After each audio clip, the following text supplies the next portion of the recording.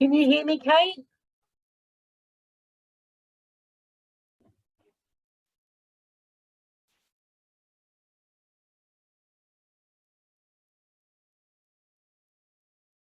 I can, Rebecca. It's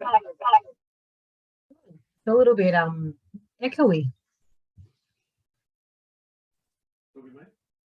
Do better now. I'm talking to Kate. Hello, Kate.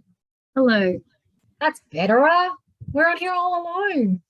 No, we're not. We have a participant joining us. Oh, great. Okay, fantastic.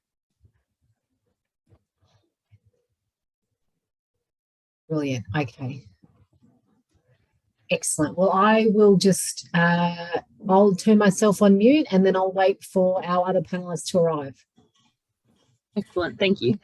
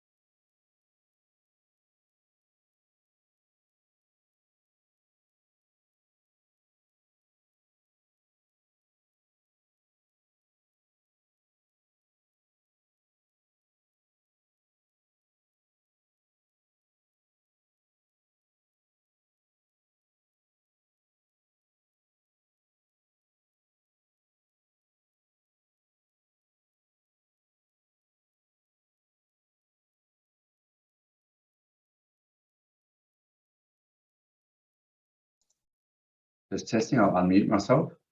Welcome everyone, and welcome to tonight's webinar on the Brimbank City Council Draft Annual Budget 22-23.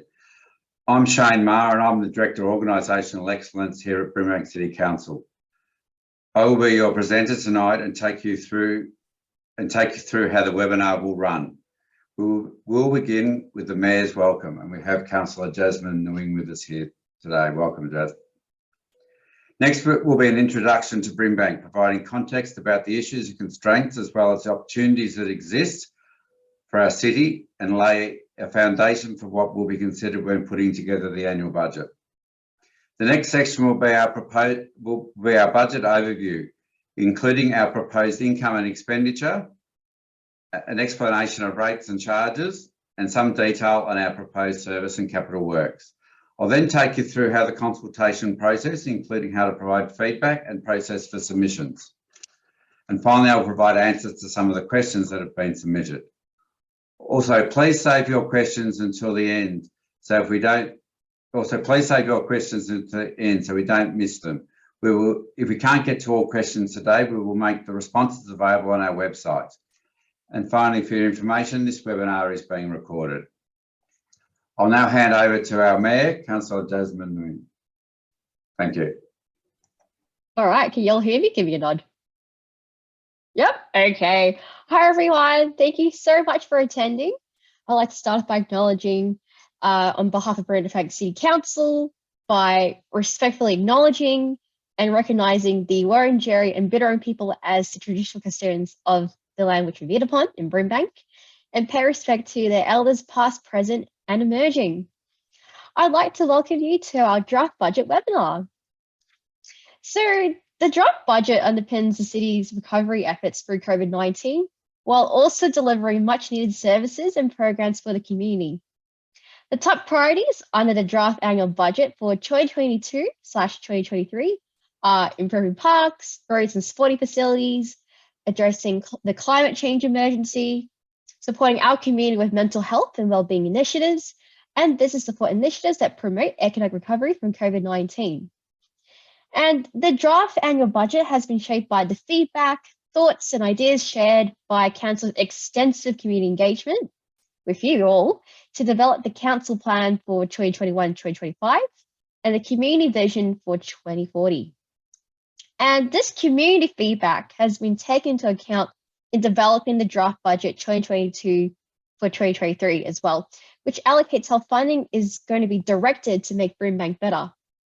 And our council is investing $61.4 million on capital works to deliver essential infrastructure projects, services and facilities across our city. And that includes $5.6 million for playgrounds, parks, gardens, skate parks and dog parks, $27.8 million to improve roads and footpaths and new shared user paths, $11 million for sports facility upgrades, $1.2 million to upgrade town centres, $380,000 for sustainability projects, and $1.78 million for community facility upgrades. And over the last 2 years, our council, Brimbank, has successfully advocated to the state and federal governments for investment in our community. And this advocacy has resulted in unprecedented investment from governments, and it's lifted our capacity to deliver major programs and infrastructure improvements within the municipality. So tonight's webinar is an opportunity for us to provide more detail on our city, our community, and how our council is planning to use the rates and charges and the other income received to deliver much needed community services and projects. I hope after this session tonight, you'll have a better understanding of the constraints, but also the opportunities involved with delivering our annual program of services and works. Also, just a reminder, we do welcome your feedback on the draft budget, and you can do that until the 19th of May, and you can provide a submission via our Your Say webpage. Thank you so much and enjoy the session. Thanks, Jane.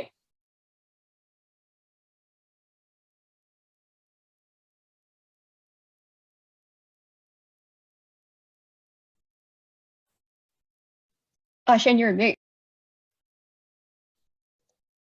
Thank you. That's the second time for that. Thank you, Councillor Nguyen, and I'll now run through a presentation for everyone. Before we get into the detail of how the budget was developed, I'd like to provide some context around the city and the community we provide services for. Brimbank's estimated residential population of 208,247 in 2020 makes it the fifth most populous municipality in Greater Melbourne. Brimbank spans an area of between 11 and 23 kilometres west and northwest of Melbourne CBD. We are a large geographic area when compared to most other metro councils. Our suburbs are as diverse as our people, from the hustle and bustle of Sunshine and St Albans to the historic Keilor. Each has its own flavour and personality, and Brimbank has over 23 suburbs. To put into some perspective of what this means for council and the assets we manage, 83% of roads in the municipality are local roads, managed and maintained by council. There is also footpaths, stormwater pits and drainage across the city that council is responsible for. We have over 500 hectares of public parks, including 7 flagship parks, 29 suburban parks and 111 neighbourhood parks, 83 local parks and 1 heritage garden. We also have over 900 hectares of reserves that include 120 nature reserves and 350 roadside reserves, as well as 150 playgrounds.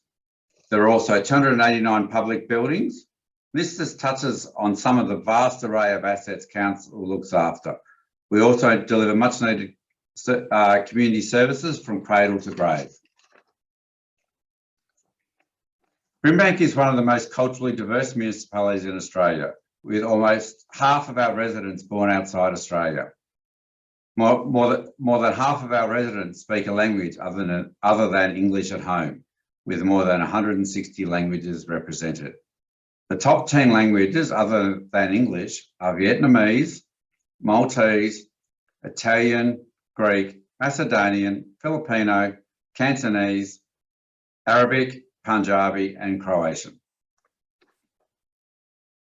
Brimbank has an important role to play. Council has an important role to play in making Brimbank a great place to live, visit and work. The core functions of council include to lead and represent our community, to partner and advocate on behalf of our community, to provide services to the community, to build and maintain assets, and to plan and regulate, and to fund and resource the services and projects across the community. The budget funds services like maternal and child health, traffic and parking, roads, rates and rubbish, through to managing sports facilities, libraries and community facilities. We also support community events and organisations, promote sustainability, provide parks and playgrounds, maintain and build new community facilities and much, much more. The annual budget is formed through a strategic planning process. Essentially, the annual budget helps to realise the strategic direction of the council, which is a 4-year document that aligns to the council plan. And in front of us, we have our long-term planning framework. And you can see at the top, we talk about our community vision over a period of 10 to 20 years, through to medium term with the council plan. But what we're focusing on here in the short term, or for the annual period, is the annual action plan and the annual budget. What council is going to deliver and do over the next financial year. All expenditure in the budget aims to align with our strategic direction and objectives of the council. And we can see here on the screen our vision for this council plan is a transformed Brimbank that is beautiful, thriving, healthy and connected. The council plan has 4 strategic directions. Those strategic directions are around people and community. And here we're looking to create a welcoming, safe and supported community that is an inclusive place for all.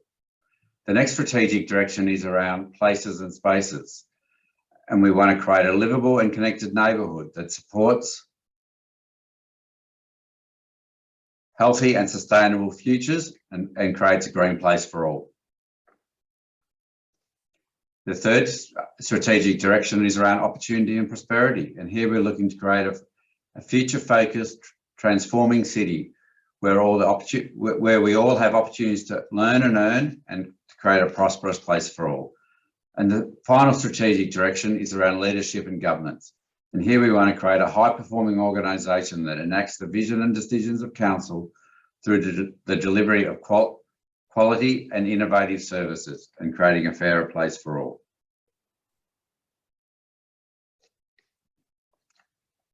Now looking at a budget overview and how we develop the annual budget. The council and community have worked together to prepare the council plan for 21-25. The council plan guides service delivery and capital expenditure over the term of this council. The community is also regularly consulted on policies and strategies that inform how council will allocate resources. With this information, council has prepared this year's draft budget.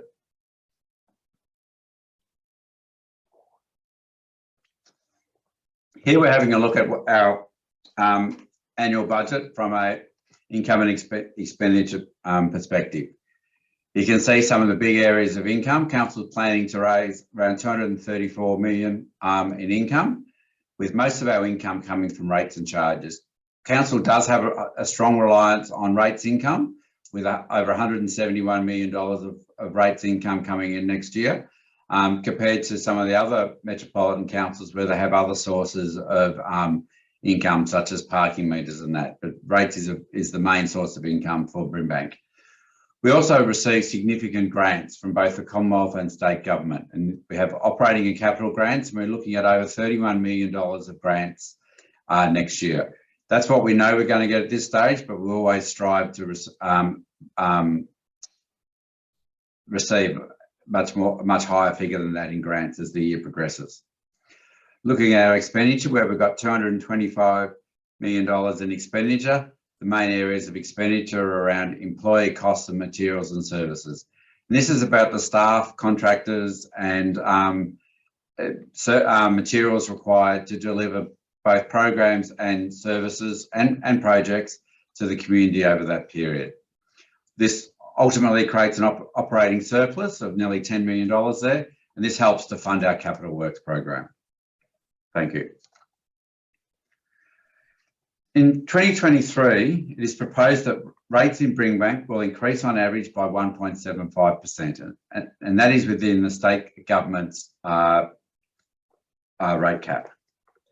Based on the Brimbank's average residential property value of $650,000, this means that the average rates and charges for next year will be just over $1,600. Council has made every effort to keep property rates, user fees and service charges as low as possible. We have tried to ensure that our increases are this is particularly looking at our user fees and charges, that they're in line with market levels. Users are not charged more than actually spent, or there's a cost recovery happening. Fees and charges comply with national competition policy and also Brimbank's social justice charter.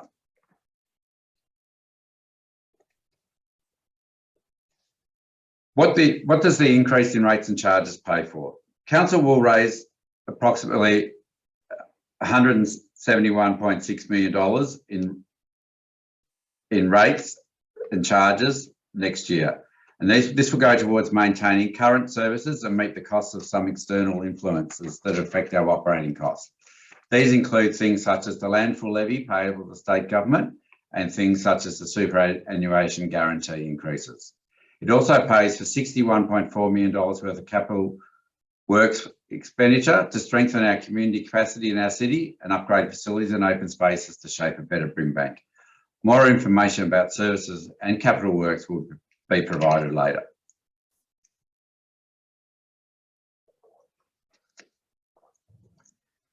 Council rates are made up of several levies and charges.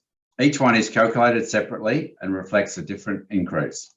Our individual levies and charges include the municipal charge. All rateable properties pay this charge, and the amount proposed for next year is $78.99. The public amenities cleansing levy is the cost of street sweeping, waste and rubbish collection and disposal from public places. All rateable properties pay this levy. The levy for next year is $83.82. The environment charge represents the cost of weekly rubbish and fortnightly recycling collection, the annual hard waste collection, and the state government landfill levy. These charges only apply to residential properties. The proposed environmental charges for next year, based on the size of the bin you have, are shown there on the screen. Council also has a user pay green waste charge. This charge applies to residential properties that have opted to use council's user pay fortnightly green waste collection. The proposed green waste charges for next year are shown in the bottom right of the screen.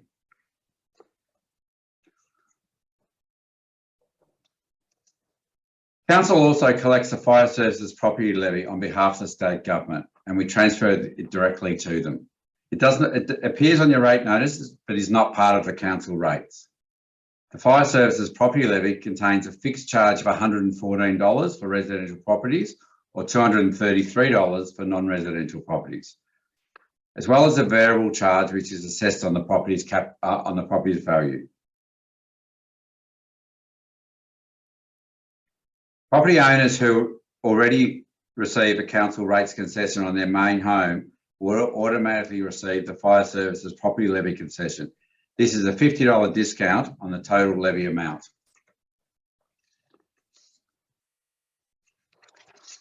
Got to spend some time now explaining how rates are calculated, and it's quite a complex process.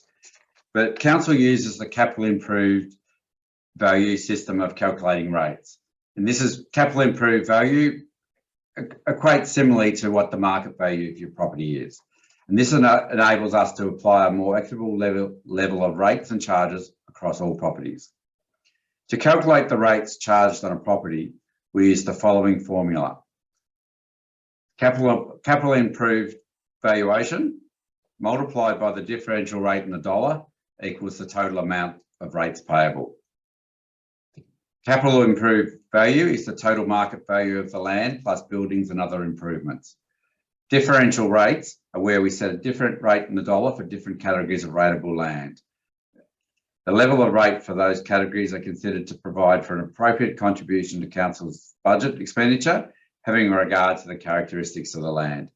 For example, we do charge a differential rates for farmland, various categories of residential properties, or for commercial industrial properties, each paying a different rate in the dollar. Every year, the state government carries out a general revaluation of all properties for all councils. So that's something that's done statewide. This is to comply with the Local Government Act and also the Valuation of Land Act. The 2022 revaluation will be completed by 30th of June this year, and the valuation will be dated the 1st of January 2022. Although property values across Brimbank have generally increased since the 2021 revaluation, council's overall rates increased by 1.5% as per the state government rate cap. The revaluation simply reapportions rates across all properties within the municipality. The 2023 revaluation is due to be completed by the 30th of June and will be used for the following financial year.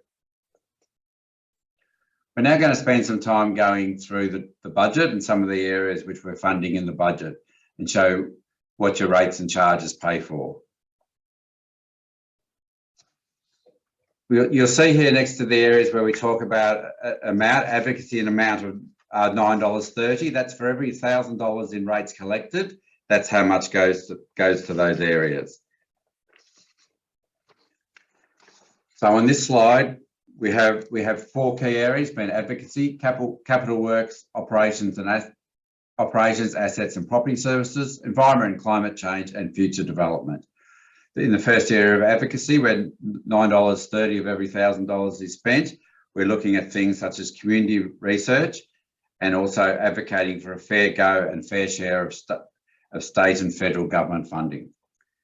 Capital works, operations, assets and property services, where over half of our rates go towards, include such things such as new buildings and assets, looking after our roads, drains and footpaths, and also drainage maintenance.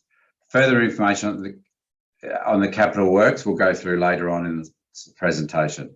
Environment and climate change, where $16 of every 1,000 is spent, looks at renewable energy and the climate emergency.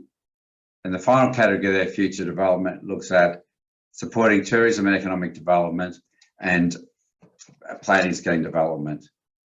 Some of the key initiatives for this year in this category include to implement education and employment advocacy initiatives identified and prioritised within the Brimbank advocacy plan and framework, including the Transforming Brimbank 2020 jobs and education agendas. To continue the ongoing strategic advocacy and engagement initiatives that help improve community outcomes in respect to Brimbank's people, places and prosperity. To implement the Brimbank Climate Emergency Plan, including development and delivery of decarbonised program targeting large industrial emitters. Installation of standard and feature lighting as part of public amenity in activity centres to improve perception of safety and add to urban amenity, and to continue to deliver business support initiatives that promote economic recovery from the COVID-19 pandemic. The next slide looks at the areas of, as listed on the screen. The first area there, city cleaning, public health, local laws and emergency management, includes things such as responding to emergency call-outs 24/7 to assist the community. And also includes our school crossing supervisors. Traffic and transport includes areas such as traffic management and road safety. Arts and culture includes public art spaces, community festival support, and also the Bowery Theatre.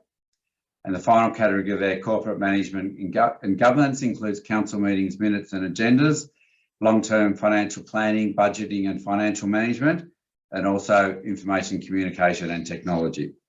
Some of the key initiatives in the draft budget in this area include implementation of the LGBTIQ+ action plan by embedding inclusive practices to identify priority council services and programs, and development of an updated reconciliation action plan in collaboration with the Aboriginal and Torres Strait Islander residents and the Brimbank community and council employees.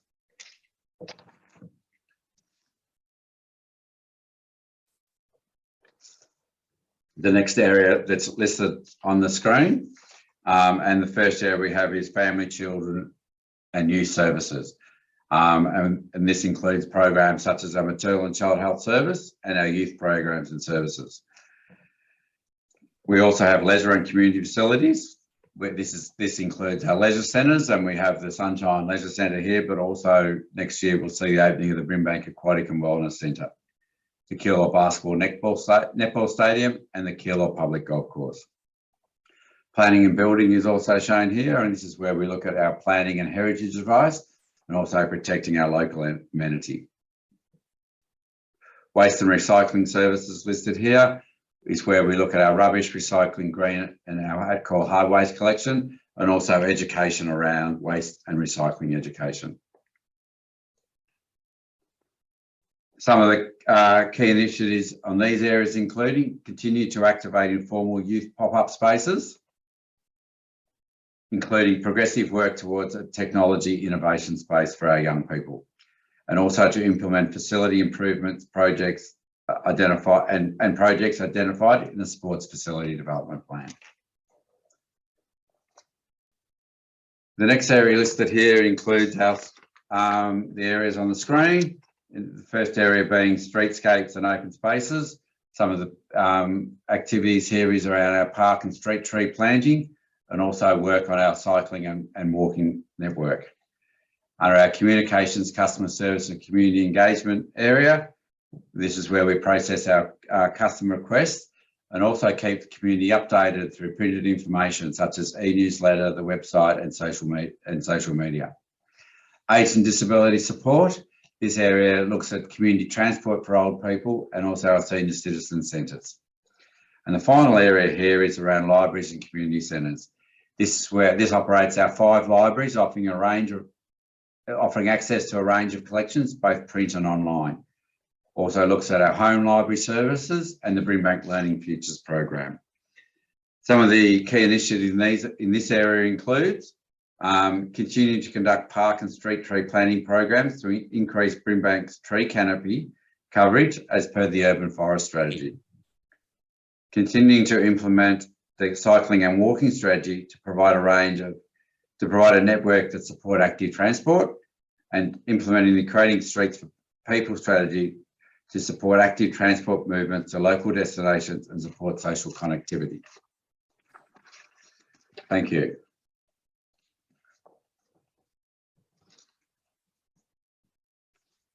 This next slide looks at our green tagging and shows that 10.5% of the draft budget, both operating and capital, has been green tagged. This means these projects make a significant contribution to the environment and work towards mitigating the impacts of climate change. $28.5 million is focused on key sustainability initiatives that support our community today while building a more sustainable Brimbank for our future. And here we can see areas such as waste management contributing to our circular economy, urban design, parks, integrated water management and landfill rehabilitation, and our nature programs help make it clean and green Brimbank. And we will also have our green electricity, lighting and appliance upgrade programs and our solar programs, which help contribute to 100% renewable Brimbank. Thank you. We're also undertaking a wide array of capital works projects, including upgrading our sports facilities, playgrounds, parks, community facilities, roads and footpaths. You can see in next year's budget, we propose to spend $27.8 million on upgrading our roads and footpaths.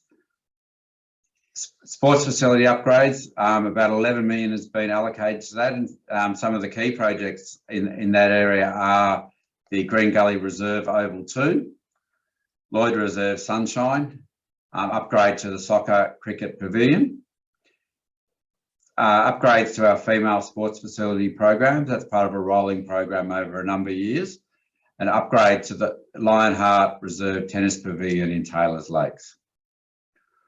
We're also allocating $1.78 million for community facilities. This is around the maintenance and upgrade of council buildings, including community halls for hire, kindergartens and community centres. We've already talked about playgrounds, parks and gardens upgrades, and we're allocating $5.6 million in next year's budget for that. And some of the key projects there are in our suburban park network is the Noble Court Sunshine West Park, Odessa Reserve in Keilor Downs, and St Andrews Park in Deer Park. And some of our neighbourhood park upgrades include Diamond Avenue Reserve in Albanvale, Monash Pizzey Reserve in Sunshine, and the Pintail Reserve in Taylors Lakes. We're also spending $1.2 million in town centre upgrades and $800,000 on new books for our 5 libraries. Thank you.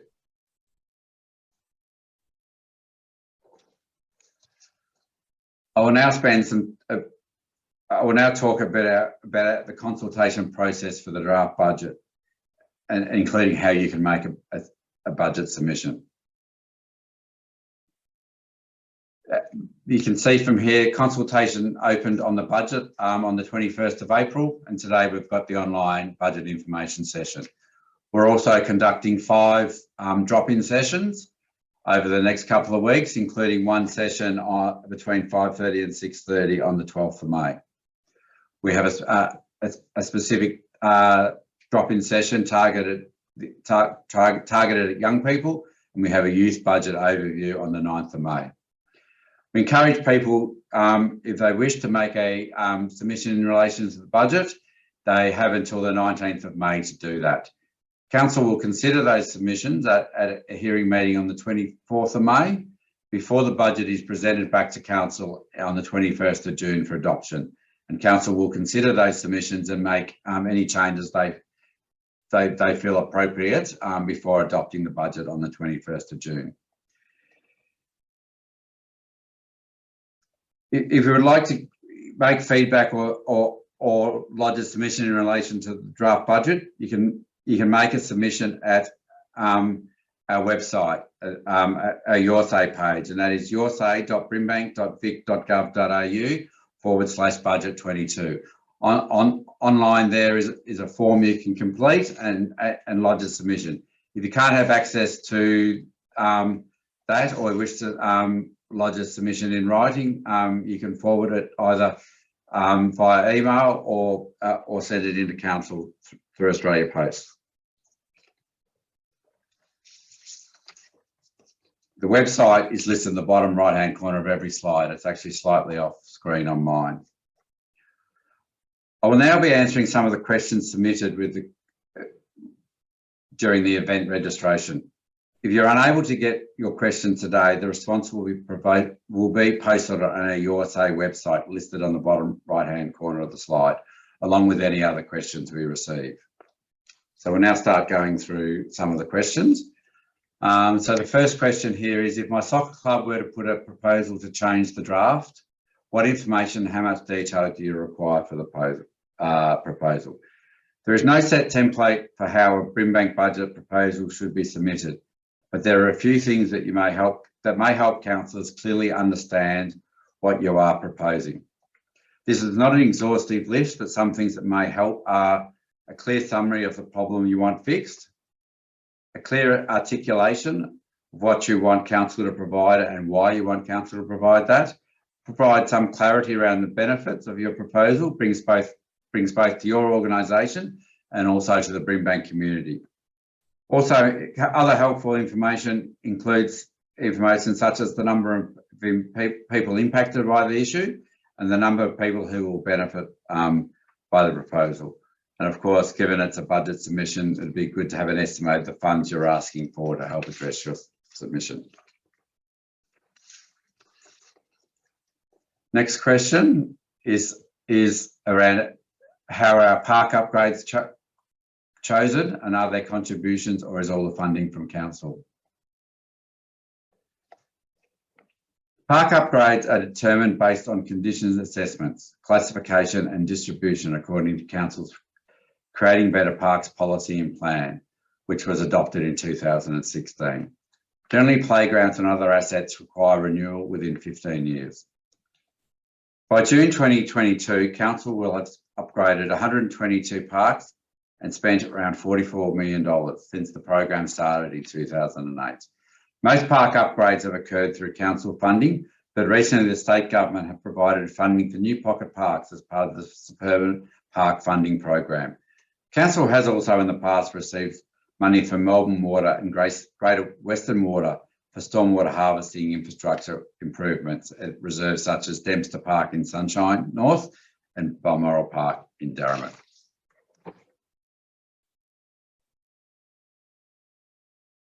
Next question on the screen is around under the heading Assets and Property Services. And I won't read through this question, but give you a chance to read it while I respond. Council's draft 10-year asset plan aims to clearly articulate council's responsible sustainable management to its public assets over the next 10 years. The draft asset plan includes information about maintenance, renewal, acquisition, expansion, upgrade and disposal in relation to each class of infrastructure under the control of council.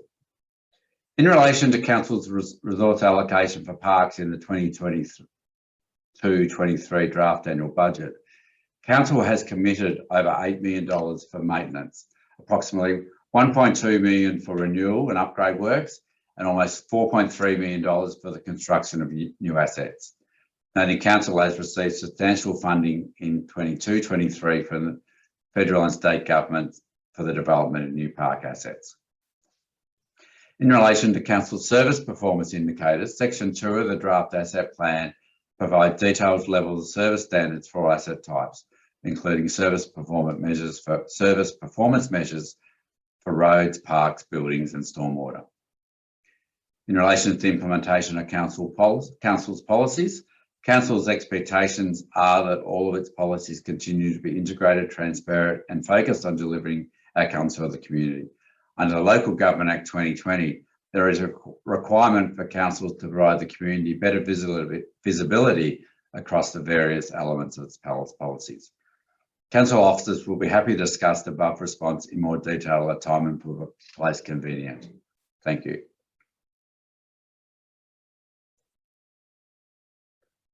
The next question is around local roads and asking what local roads will be worked on in the coming years. There's quite a list of local roads planned to be worked on next year, and these are included as part of the road rehabilitation program for the 2022-23 year, which can be found at Appendix C or on page 77 of the draft budget document that can be viewed under the document section of the Budget USA page. Is Brimbank still continuing with the financial hardship policy? Yes, Brimbank has a financial hardship policy, and anyone that's experienced difficulty paying their rates, I encourage them to contact council and speak to our rates department. We'll be able to help you in that area. And council has a range of initiatives such as deferral and instalment for rates payments to help people having difficulty paying their rates. Next question is, are rates increasing in 2022-23? This has been covered off earlier, but just to clarify, the draft budget includes a rate cap increase of 1.75% across all properties. And this is in line with the announcement by the Minister for Local Government in December 2021. Thank you. Thank you, everyone. And that's a wrap up for our webinar. As I said, any other questions? I have seen some popping in during the time here. Any other questions that pop up will be responded to on our Hearsay page, Your Say page. And the answers to those questions I just read out will also be included there. So thank you.